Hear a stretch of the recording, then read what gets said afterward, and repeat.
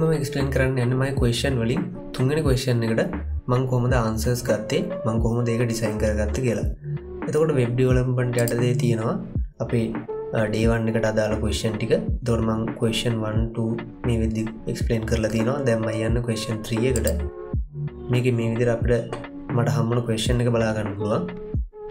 එතකොට ක්වෙස්චන් එකේ තියෙන මේ විදිහට you have been informed that the web application you have created above is inconvenient when viewed from a mobile phone.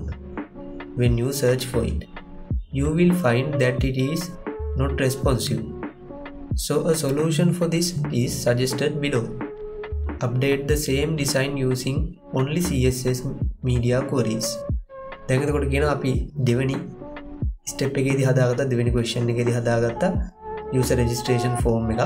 මේ form එක mobile device වලදී responsive නෑලු. ඒ කියන්නේ මේක හරියට බලා ගන්න බෑ. හිමේ වෙලා තියෙනවා. සහ සමහර දේවල් ගොඩක් කුඩා වෙනවා. දැන් මේ මෙතන බටන් තුනක් එහෙම පේලියට තියෙද්දි මේක පොඩි device එකකදී ගොඩක් පොඩියට පේන හින්දා මේ දේවල් හරියට අපිට බලා ගන්න බැරි වෙනවා. එතකොට මේක නතර කරන්න පොඩි device එකත් හොඳට බලා ගන්න පුළුවන් විදිහට ඩිසයින් කරන එකට තමයි අපි responsive කරනවා කියන්නේ. ඒ කියන්නේ ලේසියෙන් බලා ගන්න පුළුවන් විදිහට හදනවා. මේ තියෙන දේවල් පොඩි කරන එක නෙමෙයි වෙන්නේ. මේ දේවල් ලේසි විදිහට ඇහැට බලා ගන්න පුළුවන් විදිහට මේ දේවල් රීඩිසයින් කර ගැනීම තමයි වෙන්නේ. එතකොට මෙතනදී වෙලා තියෙන දේවල් ටික බලුවොත් එimhe මෙතන අපිට මේ විදිහට හතරක් මේ විදිහට බලා ගන්න පුළුවන්. ටෙක්ස්ට් ෆීල්ඩ් සහ එතකොට රේඩියෝ බටන්ස් ටික. එතකොට මේක අපි ස්මෝල් ඩිවයිස් එක කියන්නේ මොබයිල් ඩිවයිස් එකකට වගේ ඩිසයින් කරොත් මේ ටික පහළට මේ විදිහට බලා ගන්න පුළුවන්. දැන් මෙතන බටන් තුනක් එක පේජ් එකකට තමයි තිබ්බේ. ඒ ටික මේ විදිහට පහළට දාගෙන තියෙනවා. ඊට අමතරව මෙතන බලා ගන්න පුළුවන් කලර්ස් වල වෙනසක් වෙලා තියෙනවා. ලොකු ඩිවයිස් එකේ දම් පාට පෙන්නපු එක මෙතන කහ පාට පෙන්නලා තියෙනවා. ලොගින් එකේ තැඹිලි පාට තිබ්බ එක මෙතන නිල් පාට වෙලා දිනවා. ලා නිල් පාටක් තිබ්බ එක තැඹිලි පාට වෙලා දිනවා. ඊට අමතරව මේකේ බෝඩ් එක කොළ පාට වෙලා දිනවා. ඉතින් මේ දේවල් මම වෙනස් කරගන්න try කරා. එතකොට බලමු මම කොහොමද මේකට ආන්සර් එක අරන් තියන්නේ කියලා. ඉතින් මේ තියෙන requirements වලට අනුව මම ඩිසයින් කරගත්ත sign up page එක. එතකොට මේකදී අපිට බලා ගන්න පුළුවන් අර විදිහටම ලොකු device එකේදී ඒ කියන්නේ medium සහ ඊට උඩින් තියෙන device large සහ extra large device වලදී මේ විදිහේ design එකක් තමයි බලා ගන්න පුළුවන්. button වල colors තිබ්බේ දම් තැඹිලි සහ ලානිල් විදිහට මම ඒ ටික මගේ එකේ දාගත්තා. එතකොට මේ තියෙන මම හදාගත්ත එක දම් පාට තැඹිලි පාට සහ ලානිල් පාට. ඊට පස්සේ අපි බැලුවොත් මේක responsive අවස්ථාවලදී කොහොමද වැඩ කරන්නේ කියලා. දැන් මේ තියෙන්නේ medium සහ ඊට උඩින් තියෙන ඊට වඩා ලොකු device එකකදී මේක පෙන්වන විදිය. එතකොට මේක පොඩි device එකකදී පෙන්වන විදිය බැලුවොත් මෙන්න මේ විදිහට මේක වෙනස් වෙනවා බලා ගන්න පුළුවන්. එතකොට මෙන්න මේ හරියට තමයි break point එක තියෙන්නේ. මම ඒක අරගෙන තියෙනවා pixel 768ක් කියලා. 768කින් තමයි medium device පටන් ගන්න. එතකොට ඊට පහළින් තියෙන device වලදී මේක පෙන්වන්නේ මෙන්න මේ විදිහට. එතකොට මම අර requirement එකේ තිබ්බා වගේම requirement එකේ තිබ්බේ මෙන්න මේ විදිහට වෙනස් වෙන්න ඕන කියලා.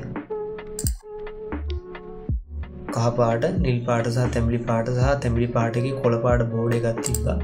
එතකොට මේ දේවල් මම ඩිසයින් කරගෙන තියෙනවා මෙන්න මේ විදිහට.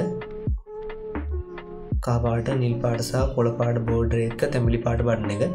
මේ දේවල් මේ විදිහට පහළට මම හදාගෙන තියෙනවා. කලින් මේවා මේ විදිහට first name last name එක line එක තමයි බලා ගන්න පුළුවන්. දැන් ඒක line දෙකකට break වෙලා තියෙනවා. මේ විදිහට අපි පොඩි device එකකුත් බලා ගන්න පුළුවන් විදිහට මේකදි කරන්නේ. එතකොට මෙතනදී back end code එක ගත්තොත් එහෙම මම යනවා මගේ codes පැත්තට. එතකොට මම යනවා දැන් මම යන්න ඕන question 3 එකට අදාළ code එකට. question 3 එකට අදාළ code එක ගත්තොත් එහෙම මම ඒකේ answer එකට යනවා. එතකොට මම මෙතනදී පාවිච්චි කරලා තියෙන කලින් විදිහටම කලින් එකේම design එක තමයි මම පාවිච්චි කරලා තියෙන්නේ. ඒ design එකේදී මම අලුතෙන් add කරගෙන තියෙන දේවල් විදිහට අපිට බලා ගන්න පුළුවන්. අතර මේ පැත්තේ දේවල් නෙමෙයි මේ පැත්තේ දේවල් කලින් විදිහටමයි තියෙන්නේ. CSS එක පැත්ත බලුවොත් එහෙම අලුතින් මේකට add වෙලා තියෙනවා media queries. එතකොට මේ media queries වලට අදාළ classes මම add කරගෙන තියෙනවා මේ වගේ colors වෙනස් වෙන්න ඕන විදිහ.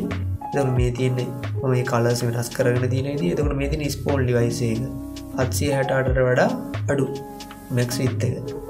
ඒවට අදාළ colors ටික තමයි මම මෙතන ඩිසයින් කරගෙන තියෙන්නේ. ඊට පස්සේ මේ තියෙන ඊට වඩා ලොකු device එකක් වුණොත් කොයි විදිහට තියෙන්න ඕන කියලා.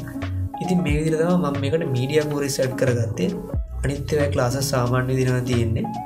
question 2 එකේදී මම CSS add කරගත්තා. ඒ දේවල් ඒ විදිහට මෙතන තියෙනවා. media queries තමයි මම අලුතෙන් add කරගෙන තියෙන්නේ මේ step එකේදී. ඉතින් මේ විදිහට තමයි මම මගේ question 3 එක කරගෙන තියෙන්නේ.